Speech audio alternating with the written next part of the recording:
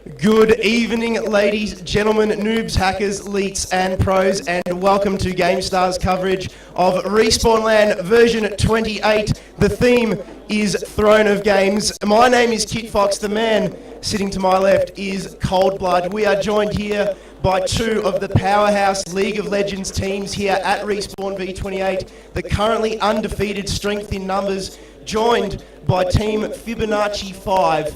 And I'll tell you what, these two teams have just come out of some of the best matches we've ever seen. Now, Sin, still undefeated, they finished first. F5, they came in third. And Cold Blood, mate, we have seen some cracking matches so far. Yeah, we just got finished with a 2-0 series between the teams. Both of them switching back and forth with the momentum quite a lot. So we've got some questions to ask the players here. To my left is Allzon, who is the mid player for Strength in Numbers, and to Kit Fox's right we have Toxic, who is the AD carry of Fibonacci 5. So the first question I wanted to ask was what methodology went into the bans here? Anyone can answer this?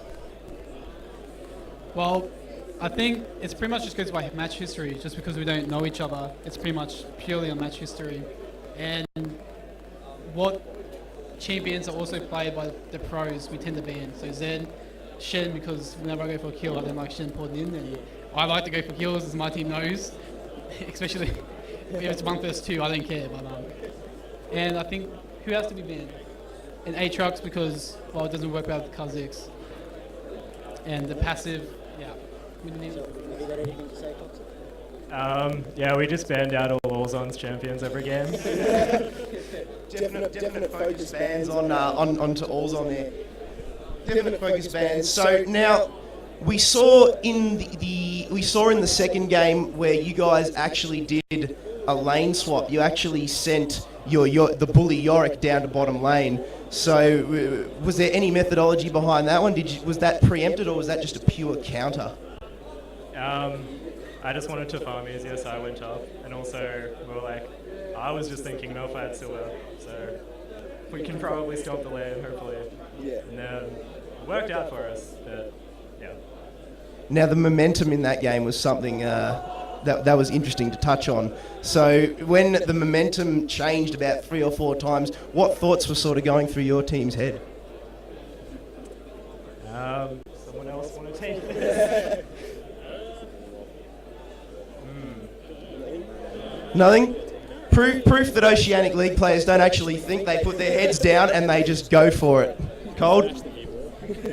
Okay, have you got anything to add on to that, Allzon? How did you deal with the 1v2 when it was forced on you?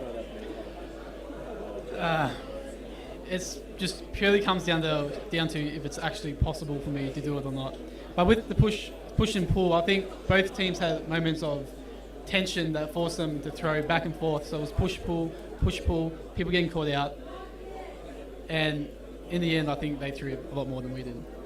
Okay, that's a bold statement. So now we wanted to talk to you about winning MVP in both games. I wanted to give it to Halski second game, but the scumbag here decided to give it to you both games. So I've heard that you're Diamond 1, is that correct? Correct. Very Wearing the Diamond 1 the Diamond 1 tag like a badge of honour. I think he's let everybody here know what rank he is in League at some stage throughout the day. Now, Toxic, mate, you were extremely unlucky. You played an awesome game as Draven and then an awesome game as Vayne, and it seemed like whenever you guys had momentum that it was going to be on your back. Personally, how did you reckon you performed today?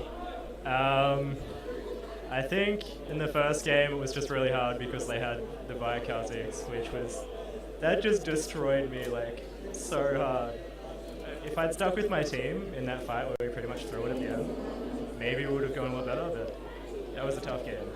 And then in the second one, that fight at the end, we completely threw that. 4 of our team walked into a Nami bubble, and then a Jarvan ult, and then a Malphite ult. I'll tell you what, the man next to me threw something as well in that second game. He blew a temple. I thought he was going to die, but get onto it, ladies and gentlemen. It'll be up on Gamestah.com for you to download after this. Now, there was a moment in each match where you guys stole Dragon with AD carry ults. The first time it was Draven. That was you, Toxic. And then the second time it was Sulzon as Ezreal. Is Sulzon around? Sulzon, mate, was that blinded or did you actually time that one? For some reason, I actually thought I was going to get it because we had wards around the area or something. I think it was like that. And I noticed that no one had left the dragon pit yet. And I saw them use a smite before. So when I did it, I was like, I'm getting this dragon. I knew it. And I thought that was, a big turning point at the start of the game to help us get back into it a little bit. Very much. Gave it away with the smite one there. So Cold, what did you reckon on that one? Was that a highlight for you?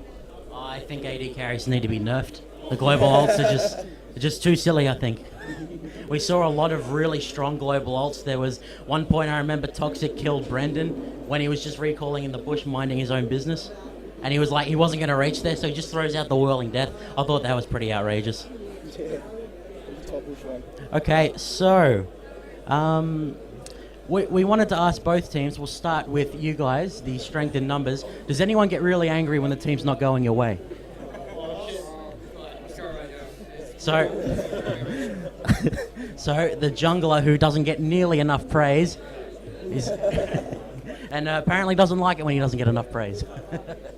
It's a thankless job. It doesn't matter what's happening. It could be 5 minutes in the game, we give up first blood, and Sherry's already calling GG. Sounds like he belongs in solo queue. He's negative Nancy, and we have to. He's like, they're doing Baron. It's like, Sherry, they're all right, boy. What are you talking about? Pessimistic Pete. So apparently more warding needs to come out here. So what do you guys think, Fibonacci? It's funny because it's our jungler that gets really mad too when anything goes wrong. Thankless.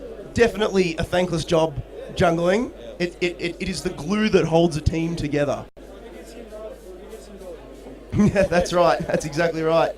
Now, just to round up, mindset is something that's been talked about a lot. I'm sure you boys have been following the Worlds online, and mindset is something that's been talked about when you're talking to players like Faker and you're talking to players like Dyrus. Is that something that that plays through your head as the game's going? Are you forced to make drastic decisions to change the way you think? Yes. It is. I mean, if the game's going bad, it puts you in a bad mindset.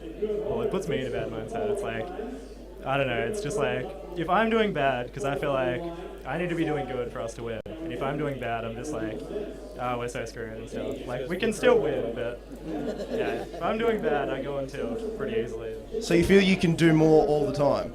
Yeah. That is a very good answer. Very, very good answer. Well, we're going to have to wrap it up there, ladies and gentlemen. We're being joined by Strength in Numbers and Fibonacci 5. My name is Kit Fox. The man to my left is Cold Blood. This has been Respawn LAN. You are on the couch with Gamestah Radio. Thanks for watching.